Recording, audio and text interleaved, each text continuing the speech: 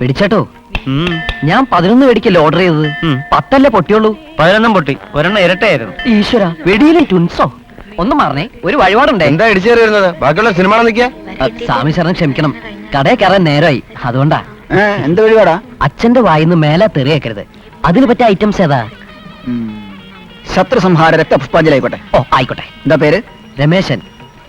നക്ഷത്രം? നക്ഷത്രം ഇല്ല, ഞാൻ ജനിച്ചത് പകലാ. ജന്മനാള്?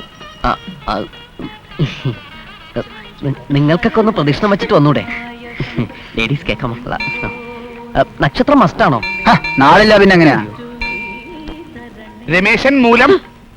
പോറ്റുമൂലന്റെ മാനം പോയല്ലേ ഈശ്വര. രമേശൻ മൂലുണ്ടോ?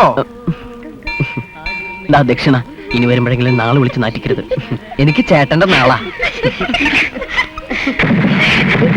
സർവേശ്വര ഭഗവാനെ രക്ഷിക്കണേ. ചേട്ടനൊന്ന് പോന്നോ? അച്ഛൻ നേരെയാണെങ്കിൽ ഇനി ദൈവം വിചാരിച്ചാലേ പറ്റൂ.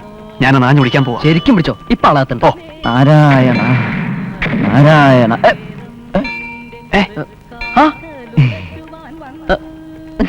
കഴിഞ്ഞ ആഴ്ച ഞാൻ ഇവിടെ വന്ന് മനമുരുകി പ്രാർത്ഥിച്ചു, ഇനി ഒരിക്കലും മുതലാളിയുടെ വായന്നൊരു തെറി പോലും കേൾക്കരുതേ എന്ന്.